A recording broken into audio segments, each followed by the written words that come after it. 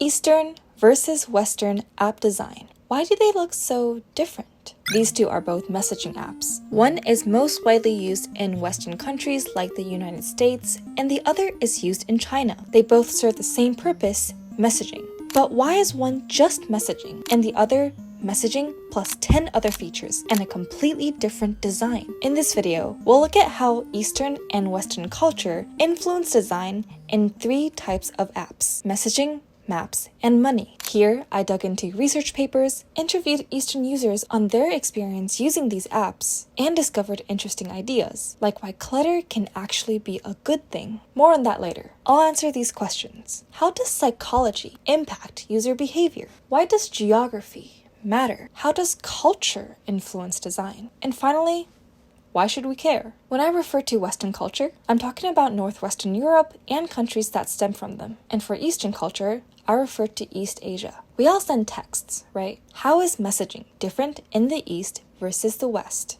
Here, we have iMessage and WeChat. iMessage is widely used in Western countries, and WeChat is really widely used in China. The focus of iMessage is text. You can react to people's messages and maybe send a game pigeon once in a while. But the main point of iMessage is just that, messaging. On the other hand, we have WeChat, a super app. WeChat is iMessage, but it's also TikTok and Instagram and PayPal. WeChat Pay is one of the widely used payment methods in China, where money is exchanged as simple as scanning a QR code. In fact, nowadays, it's actually kind of hard to use cash. So how often do you actually use cash? In my Chinese app design video, you guys actually made a good point. WeChat is basically like its own operating system. That's a lot of stuff. Why would users prefer all that clutter? Also, what's going on with these Japanese websites? Why, to this day, do they still look like this? To answer this, let's look at how Eastern versus Western users think differently. Have you heard of analytical versus holistic thinking? Culture changes how we process information in the world. Westerners think more analytically, and Asians tend to think more holistically. What does that mean? And how did researchers find out about this with fish? A 2001 study published in the Journal of Personality and Social Psychology had American and Japanese participants observe an underwater scene, like this. The American participants would focus on specific attributes. They would say, "I see 3 fishes on the right, and they all have fins and pink scales." The Japanese participants tend to focus on the context. They would say, "I see a pond, and perhaps all these fish live in the pond." Eye tracking technology later revealed that American participants were often searching for the main subject, whereas participants of Eastern culture were first looking at the context, focusing on relationship between subjects and environments. Typical in Western countries, analytical thinking focuses on specific objects and their attributes. Typical in Eastern countries, holistic thinking focuses on the relationship between objects and their environment. Let's say you're pitching a dish to Gordon Ramsay. You're going to showcase fried chicken. Analytical Gordon Ramsay would yell at you, "You fucking donkey!" and say that your chicken isn't cooked at the right temperature, the seasoning ratio is not correct, and it's slightly undercooked. And he'll probably sue you for trying to give people salmonella. Oh dear. Raj! Come here, you. It's raw. It's fucking raw! Public service announcement to cook your chicken thoroughly. On the other hand, holistic Gordon Ramsay would still yell at you, "You fucking donkey!"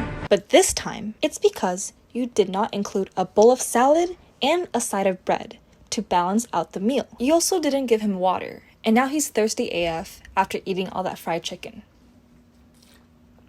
WeChat, used by Chinese users, is a very holistic experience. You can call it a 套餐, which translates to meal combo. Holistic thinking users see WeChat as this one-stop shop where it has all the features one can possibly need, and the Eastern user would feel taken care of. Note, there are other reasons for a super app. Different countries and governments have different regulations when it comes to collecting and managing data, allowing super apps to flourish in some countries and fail in others. Did you know that Snapchat an American company, once launched a money-sending feature named SnapCash. Take Snap, for example. Its payment system SnapCash shut down after 4 years. In the US, people are used to using different apps for different functions, and changing consumer behavior is not easy. I'm curious about your take on this. Why do you think that super apps thrive in some places but not others? Now, let's talk maps. App design depends on geography. Some places have robust public transportation and others don't. In Western countries, we see metro maps like this or this. But what if your local metro looks like this?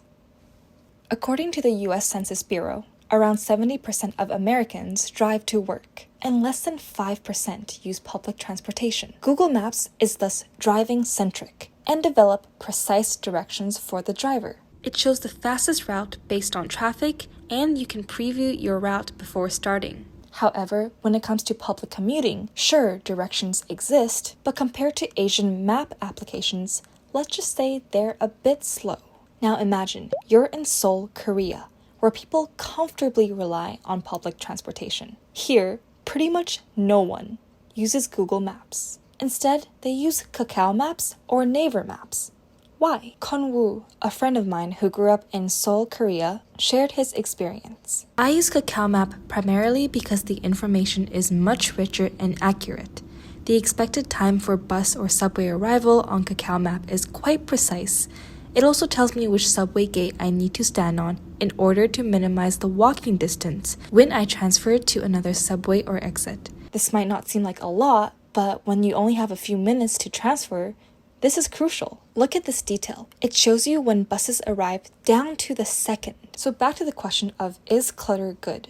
Well, in this case, more information means more precision. Which is better? East Asian users, which come from high context cultures, tend to parse through dense information faster than those coming from low context cultures, like Western users. Especially in a time-sensitive situation, like finding the next subway station, you want precise information so that you don't end up in Antarctica. Of course, there are some governmental regulations on using Google Maps in Korea, making Google Maps have way less data than it usually does, pushing Korean users to use local maps like Kakao and Naver. But what Kakao Maps also has are other embedded services. If you have an account with them, you can also message people and use its rideshare services similar to Uber. This reduces the overall user friction when it comes to getting from point A to point B. And if Kakao adds even more features, we're getting in super app territory. Now, let's look at how money is exchanged,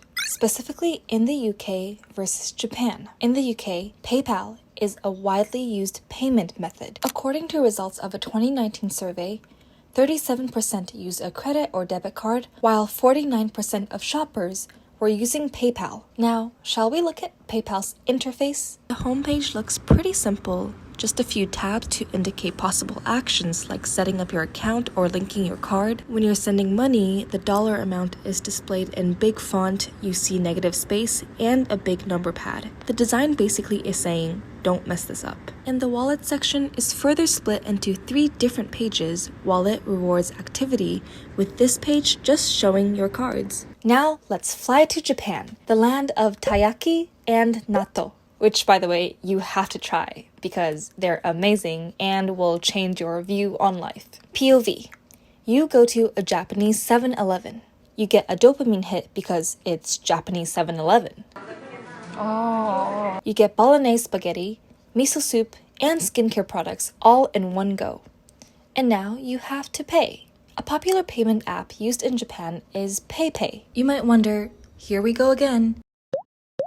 Why are we doing this in Japan as well? To the Japanese user, this is not clutter. They might see it as reassurance. Anshin is used when describing a service or a particular product experience that won't hide any unwanted surprise. With that said, in Japan, the most commonly used payment method is still cash, but also train cards, Suica cards. Remember the meal combo experience mentioned earlier?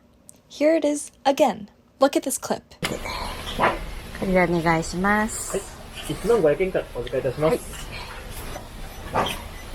We see the PayPay sign, But this person still paid with cash.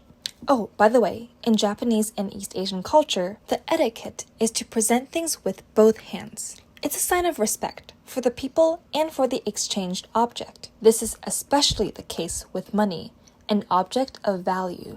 Check out this convenience store. Even though many people still use cash, the user experience for cash is seamless. Good UX doesn't have to stay on the digital interface. When I was in Kyoto at one of these 7-Elevens, I went up to the cash machine and saw all of this. I didn't understand a single bit of written Japanese, yet I knew exactly what to do. Here we see clear visuals and icons guiding you through an intuitive user flow of putting cash in and taking change out.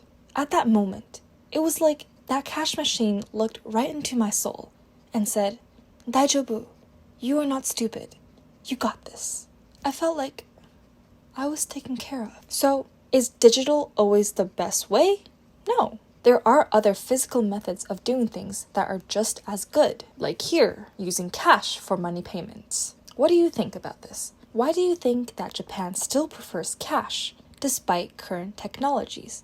So, why should we care about all of this? Well, when it comes to designing for different cultures, we can't just slap an app into Google Translate, ship it across the world, and call it a localized product. Some designs work in one culture, but not another. And things like holistic versus analytical thinking impacts this. Companies are trying to expand and provide products and services all over the world. But when you really want to localize a product, think about what that actually means. Localize.